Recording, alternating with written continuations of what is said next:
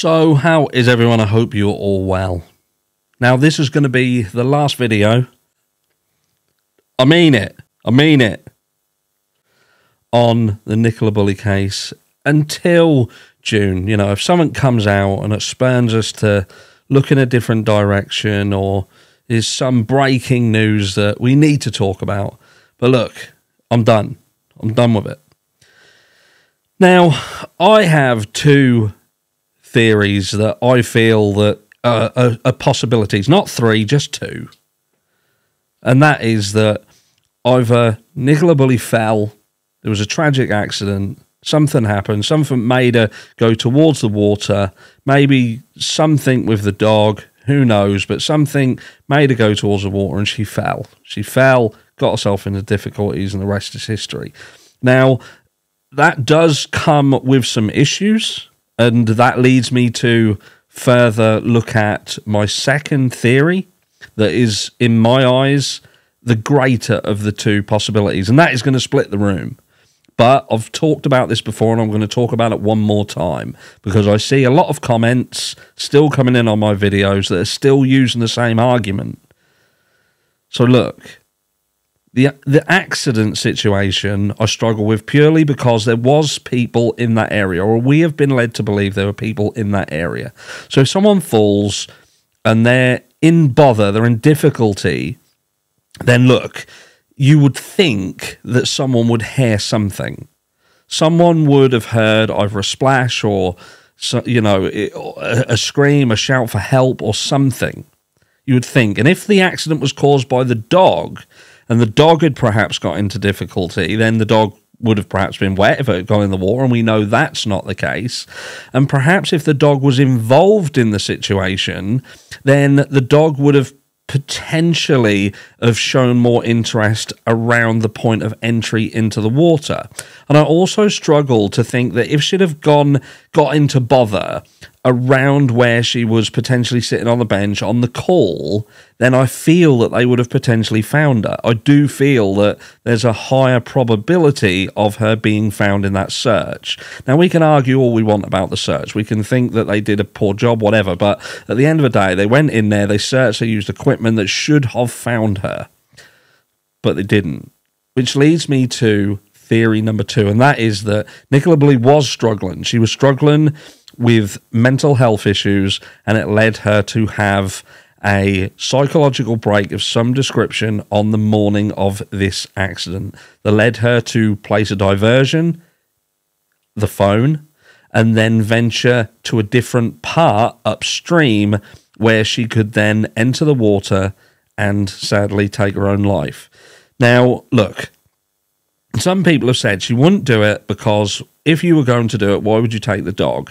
She had children, she wouldn't have left her children. And I say this again, and I say it not for a pity party or anything like that, and I've said it before, and like I say, I'm saying it again because people still don't get it. And look, you don't have to listen to me. You don't have to listen to me whatsoever. That is your choice to listen to me, and there is an abundance of other people, and if it more fits your thoughts and feelings, I get it. But this is why it fits my thoughts and feelings, and that is because when I was a teenager, my mum had a psychological break very, very quickly, and she tried to take her own life. Later on in life, she would end up taking her own life, but on this specific morning, she would try to take her own life in a horrendous manner. And she did it in front of me and my younger brother, who is 6 years my junior. So for those who say, why would she have taken the dogs? My mum did it, and she took her children. And we had a dog. Dog weren't with us, but we were with her. And there was nothing leading up to it that would lead you to believe that this is what was going to happen on this day. It was very, very sudden. Very, very sudden. Now, the fact that dog was there, the fact that she had children has no relevance whatsoever to whether she could have taken her own life. And I'm going to give you some other examples, because my mum isn't the only person I know who has done this. Now, I know several people who have taken their own life, ranging from young people all the way up to people in their 50s and 60 years old. And one in particular, which was a husband of a lady who used to work for me. Her husband took his own life, and there still is no idea as to why he did it. There is no financial issues. There is no mental health issues known about. He showed and displayed no signs whatsoever of having any issues. It is still a mystery today. He had 2 children and everything going for him. And gone. Done. We do not know what goes on inside people's minds. We do not know how and why people suffer and how they are going to react to that suffering. And it is very, very dangerous to just say, I don't believe that. That's not what happened. And then start focusing everybody's attention on things like Paul the husband did it, or Emma the friend did it, or Paul and Emma are doing this, that, and the other, and, you know, this video that keeps being focused on, you know, saying it was cut, it was the wrong day. And then you've got videos that have proven that these people who are putting hours upon hours and getting thousands and thousands and thousands of views talking about this are, in fact, wrong. I watched a short video, it was only about 2 minutes, but it was, you know, debunking the bin theory. They'd gone to the detail and in depth of looking at the bin is missing. What day was it? Oh, the bin that was there, what should have been there, and you could see it was there. It wasn't there because it indeed was the 27th, which was the bin collection day. So all of these things that are pushing views of 30, 40,000 people and focusing on specific things, and they're wrong. Absolutely wrong. And then you get a video that very clearly is right, and it only gets 1,500, 2,000 views. And that's your problem. You end up with an army of people who have been fed this information that is incorrect, and they're running around, and that's what they believe to be the factual evidence. And it's not. When the reality is that I do believe, my opinion, is that Nicola Bulley could have got into an accident. It could have happened, but it has issues there. But mental health, from what information is out there and what we have been given, and people will boo-poo it and they'll say, no, the police put that out, it's a cover-up, it's a cover-up.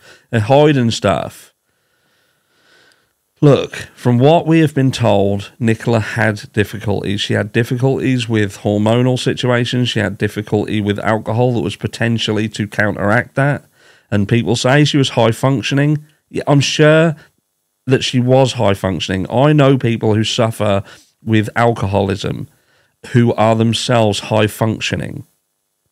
And they're high-functioning because they do things to counteract other aspects of their mental health that would make them non-functioning or low-functioning. Sometimes it's the things that they do that they shouldn't be doing that makes them able to appear to be high-functioning. But look, I'm done. I'm out of this case.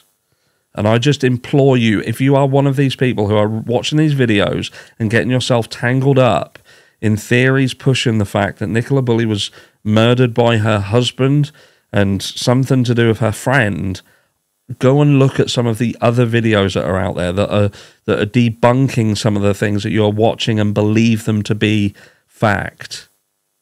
I can only ask, and you'll do as you please. But at the end of the day, there's 2 little girls who lost their mum. They are the focus at the moment. Think about them. Think about how they feel before you try and point the finger at the only person who is now left as their primary carer. You want his mental health to remain 100% so he can do the job that he has now been left with doing pretty much on his own. I'll catch you all in the next one.